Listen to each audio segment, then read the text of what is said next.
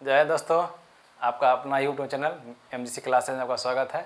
आज हम लोग पढ़ेंगे भारतीय संविधान के प्रमुख अनुच्छेदों के बारे में, जो कि आपकी परीक्षा की दृष्टि से काफ़ी महत्वपूर्ण है, क्योंकि हर एग्जाम में एक ना एक क्वेश्चन अनुच्छेद से संबंधित आता ही है।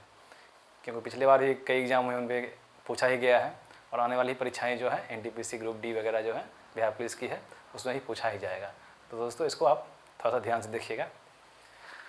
तो शुरू करते हैं। पहले है अनुच्छेद 1। तो अनुच्छेद 1 कहता है भारत राज्यों का संघ है। क्या है? भारत राज्यों का संघ, मतलब 28 राज्य और 8 केंद्र शासित प्रदेश मिलाकर क्या हुआ? भारत राज्यों का संघ है। क्योंकि 28 राज्य है केंद्र और 8 केंद्र शासित प्रदेश है, उस सबको मिला क्या हो गया? एक संघ बन गया। तो अब कहा गया अनुच्छेद 1 में कि भारत क्या है? राज्यों का संघ है। तो आप इसको याद रखिएगा, भारत क्या है? राज्यों का संघ। ये आपका अनुच्छेद 1 कहता है। उसके बाद है अनुच्छेद 2 और 3। तो अनुच्छेद 2 और 3 एक ही है, उसमें बस थोड़ा सा अंतर है जो आपको हम समझा रहे हैं कि अगर भारत के राज्यों में अगर कोई नया राज्य, मतलब देश के बाहर का कोई राज्य अगर इस सम्मिलित होना चाहता है या उसको सम्मिलित किया जाता है, तो उसके क्षेत्र और नाम में जो परिवर्तन होगा वो अनुच्छेद 2 के अनुसार होगा। और वही अनुच्छेद 3 कहता है कि अपने देश के अंदर, मतलब देश के अंदर ही अगर किसी राज्य के नाम में परिवर्तन होता है या उसका सीमा में परिवर्तन होता है या उसका क्षेत्र में परिवर्तन होता है, तो अनुच्छेद 3 के अनुसार होगा। जैसे आपका नया राज्य जो बना है तेलंगाना, वो अनुच्छेद 3 के अनुसार बना है। तो इसको आप ध्यान में रखिए। अनुच्छेद 2 और 3 में बस यही थोड़ा सा फर्क है। उसके बाद है अनुच्छेद 5। तो अनुच्छेद 5 का संबंध जो है नागरिकता से संबंधित है। क्या है दोस्तों? अनुच्छेद 5 का संबंध किससे है? नागरिकता से संबंधित है। और नागरिकता मतलब कि आप भारत के नागरिक हैं या नहीं। तो भारत को नागरिकता किससे दिया गया है? जिसका जन्म जो हुआ है 26 जनवरी 1950 से पहले हुआ, 26 जनवरी 1950 में हुआ है या उसके बाद हुआ है, तो उसको वो भारत का नागरिक माना जाएगा। या भारत पहले जो था कि भारतीय नागरिक संशोधन 1955 के अनुसार कि कोई व्यक्ति अगर 5 वर्ष से अगर रह रहा है लगातार हमारे देश में, तो उसके पिता भारत के हैं या हैं लेकिन माता उनकी विदेश की हैं, तो ही उसको भारत का नागरिकता प्रदान किया जाएगा। लेकिन अभी क्या कर दिया गया है कि 5 वर्ष से बढ़ाकर 10 वर्ष कर दिया गया, तभी उसको भारत की नागरिकता प्रदान किया जाएगा। उसके बाद भारतीय नागरिकता संशोधन में कई बार संशोधन किए जा चुके हैं, जैसे 1955 में, 1986 में, 1992 में और अभी फिलहाल 2020 में भी नागरिकता संशोधन बिल पास किया गया है। तो इसको भी आप याद रखिएगा। तो अनुच्छेद 5 क्या कहता है? नागरिकता से संबंधित।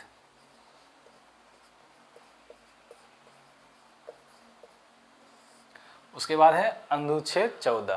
तो अनुच्छेद 14 कहता है विधि के समक्ष समानता का अधिकार। मतलब राज्य या केंद्र कोई भी कानून बनाएगी तो देश के सभी नागरिकों के लिए एक समान कानून बनाएगी, सब पर एक समान तरह से लागू होगा, ना कि किसी के लिए कठोर कानून बनाएगी, किसी के लिए हल्का कानून बनाएगी, इजी कानून बनाएगी। जो भी कानून बनाएगी सभी के लिए एक समान कानून बनाएगी। तो अनुच्छेद 14 कहता है कि विधि के समक्ष समता का अधिकार।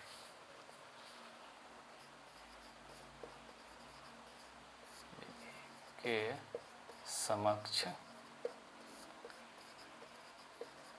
समता का अधिकार। उसके बाद है अनुच्छेद 15। तो अनुच्छेद 15 कहता है किसी व्यक्ति के साथ जाति, धर्म, लिंग, जन्मस्थान के आधार पर आप भेदभाव नहीं कर सकते हैं। अगर आप ऐसा करते हैं तो आप पर कानूनी कार्रवाई की जाएगी। आप देश के किसी व्यक्ति के साथ आप उसके जाति, धर्म, लिंग और जन्म स्थान के नाम आधार पर आप उससे भेदभाव नहीं कर सकते हैं। तो ये अनुच्छेद आपका 15 कहता है जाति, धर्म, लिंग, जन्म स्थान के आधार पर आप भेदभाव नहीं कर सकते हैं। उसके बाद है अनुच्छेद 16। तो अनुच्छेद 16 कहता है कि राज्य नियोजन में समान अवसर की व्यवस्था। मतलब कि अगर राज्य में कोई नियोजन या कोई नियुक्ति होती है तो देश के सभी नागरिकों को एक समान अवसर की व्यवस्था की गई है।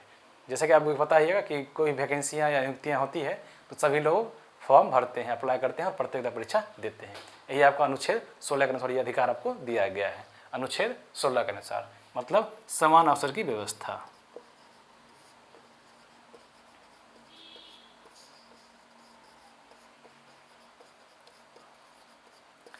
उसके बाद है अनुच्छेद 17। अनुच्छेद 17 में है अस्पृश्यता का अंत, मतलब आप किसी के साथ छुआछूत नहीं कर सकते हैं। अगर आप ऐसा करते हैं तो आपके विरुद्ध कानूनी कार्रवाई की जाती है। मतलब जैसे कि आपको वो कहेंगे ये निम्न जाति का है, ये वो उच्च जाति का है, ऐसा आप छुआछूत भेदभाव आप नहीं कर सकते हैं। यही आपका अनुच्छेद 17 के अनुसार है।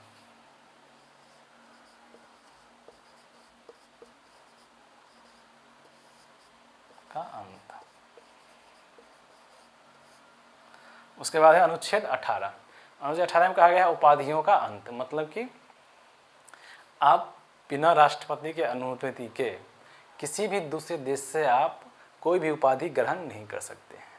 अगर आप ऐसा करते हैं तो आपको पूर्व में दिए गए कोई उपाधि सीधे हमारे देश में दिए जाते हैं, भारत रत्न दिए जाते हैं, परमवीर चक्र दिया जाता है, महावीर चक्र दिया जाता है, पद्म श्री, पद्म भूषण, ये सब दिए जो उपाधि दिए जाते हैं, ये सब का आपका समाप्त कर दिया जाएगा, आपको ये छीन लिया जाएगा अगर आप राष्ट्रपति की अनुमति के बिना कहीं दूसरे से कोई उपाधि ग्रहण करते हैं तो आपका अनुच्छेद 18 कहता है उपाधियों का अंत।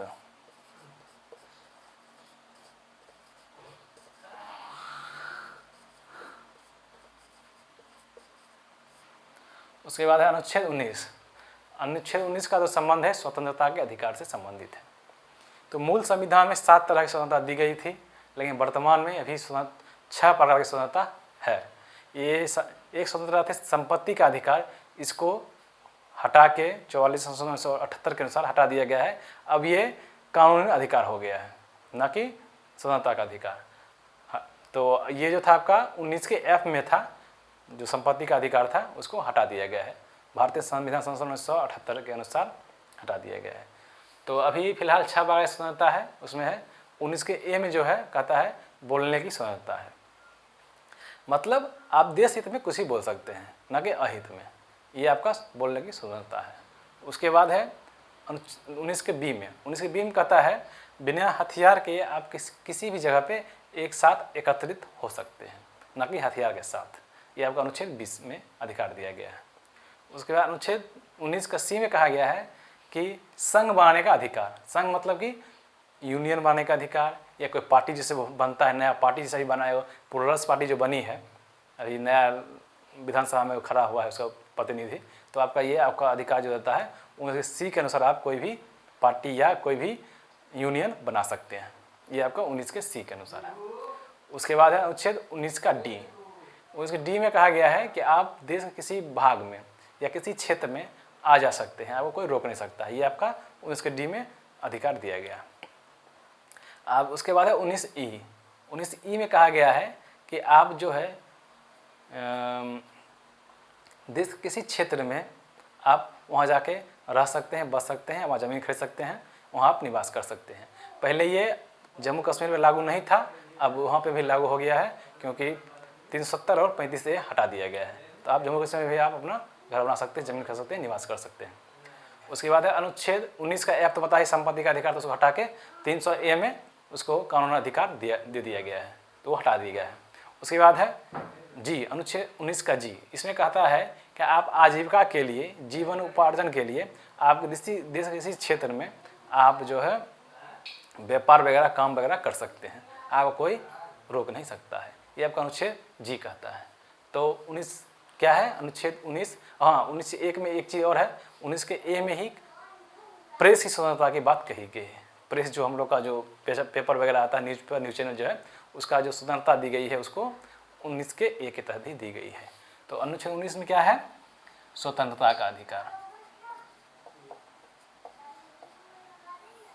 का अधिकार। उसके बाद है अनुच्छेद 20। अनुच्छेद 20 में कहा गया है कि कुछ दशाओं में अपराधी सिद्धि के संबंध में संरक्षण जो है आपका 20 में कहा गया है, अपराध सिद्धि के संबंध में आपको संरक्षण दिया गया है। मतलब कि अगर आप अपराधी सिद्ध हो जाते हैं तो आपको वर्तमान कानून के अनुसार ही आपको सज़ा दी जाएगी, न कि कोई एक नया कानून बना के आपको सज़ा दी जाएगी। तो ये आपका अनुच्छेद 20 में कहता है अपराध सिद्धि के संबंध में संरक्षण।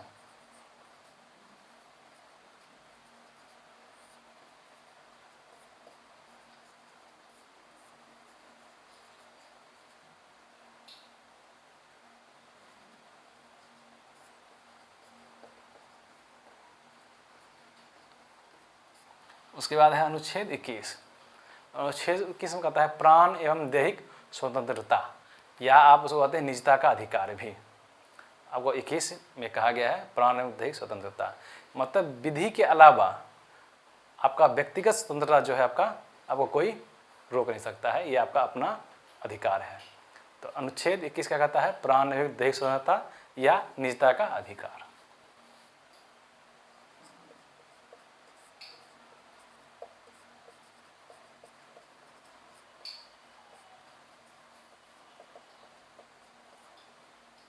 या निजता का अधिकार। उसके बाद अनुच्छेद 21 का क। अनुच्छेद 21 क में कहा गया है कि 6 से 14 वर्ष के आयु के बच्चों को राज्य के द्वारा निःशुल्क और अनिवार्य शिक्षा प्रदान किया जाएगा। आपको उसके लिए किसी प्रकार फी नहीं ली जाएगी। ठीक है, यह आपको कहा गया 86वां संशोधन 2002 के अनुसार।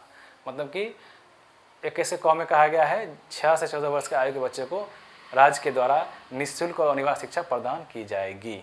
ये आपका अनुच्छेद 21 क कहता है।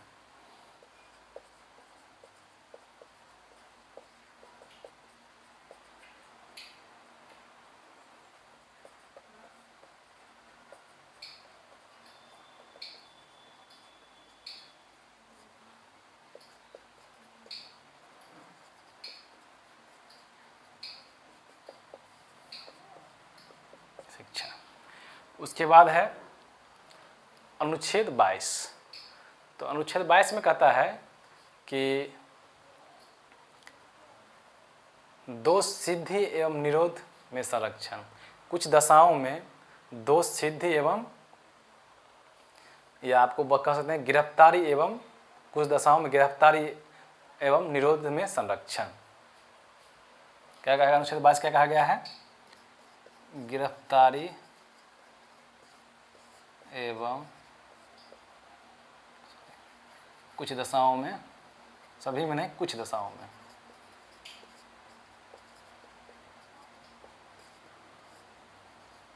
में गिरफ्तारी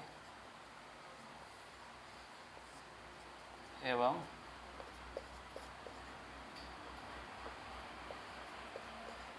निरोध संरक्षण। उसके बाद है अनुच्छेद 23। मतलब अनुच्छेद 23 कहता है मानव दुर्व्यवहार एवं बलात्कार निषेध। मतलब कि आप किसी व्यक्ति के साथ या किसी व्यक्ति को आप जबरन खरीद फरोख्त नहीं कर सकते हैं, या किसी व्यक्ति को जबरन कोई काम नहीं करा सकते हैं, ना उसको किसी प्रकार की बंधुआ मजदूर बना के रख सकते हैं। ये करने से आपको आपके विरुद्ध कानूनी कार्रवाई की जाएगी। यह आपका अनुच्छेद 23 के अनुसार कहा गया है। अनुच्छेद 23 में क्या कहा गया है? मानव दुर्व्यवहार एवं बलात्कार निषेध।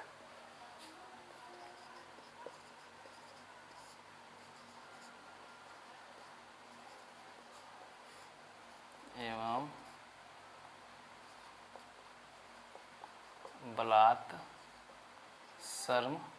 निषेध। उसके बाद है अनुच्छेद 25। तो अनुच्छेद 25 में कहता है कि आप किसी भी धर्म को मान सकते हैं, आप किसी भी धर्म को मान सकते हैं, किसी धर्म का प्रचार प्रसार कर सकते हैं, आपको कोई रोक नहीं सकता है। तो आप अनुच्छेद 25 के अनुसार किसी भी धर्म को मान सकते हैं और किसी भी धर्म का प्रचार प्रसार कर सकते हैं। यह आपका अनुच्छेद 25 कहता है किसी भी धर्म को मान सकते हैं एवं उसका प्रचार प्रसार कर सकते हैं। ये आपका अनुच्छेद 25 के अनुसार कहा गया है। उसके बाद अंतिम है अनुच्छेद 26। तो अनुच्छेद 26 में कहा गया है धार्मिक प्रबंध कार्यों की व्यवस्था की गई है। मतलब आप अपने धर्म के प्रचार प्रसार के लिए धार्मिक व्यवस्थाएं कर सकते हैं। जैसे कि हो गया सम्मेलन करना, या कोई मीटिंग करना, या किसी प्रकार का चंदा इकट्ठा करना, ये सभी काम आप कर सकते हैं। अनुच्छेद 26 के अनुसार धार्मिक कार्यों के प्रबंध से संबंधित है।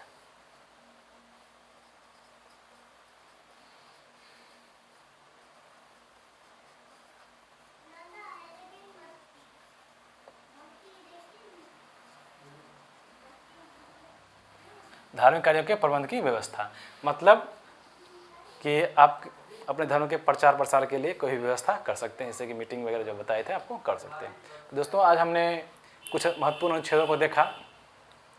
उसमें कुछ अनुच्छेद जो है कि पिछले साल बिहार दरोगा में पूछा गया था, वो भी आपका अनुच्छेद 26। ये जो अनुच्छेद आपका पिछले साल दिसंबर में 2019 में दरोगा के प्री में पूछा गया था। तो दोस्तों आप अनुच्छेद को देखते रहिएगा बार बार, ये आपको 1-2 बार वीडियो देखने से आपको याद हो जाएगा, रटने की ज़रूरत नहीं है। और दोस्तों अगर आपको ये वीडियो अच्छा लगा तो लाइक और सब्सक्राइब जरूर करें और बेल आइकन को दबाना ना भूलें। जय हिंद दोस्तों।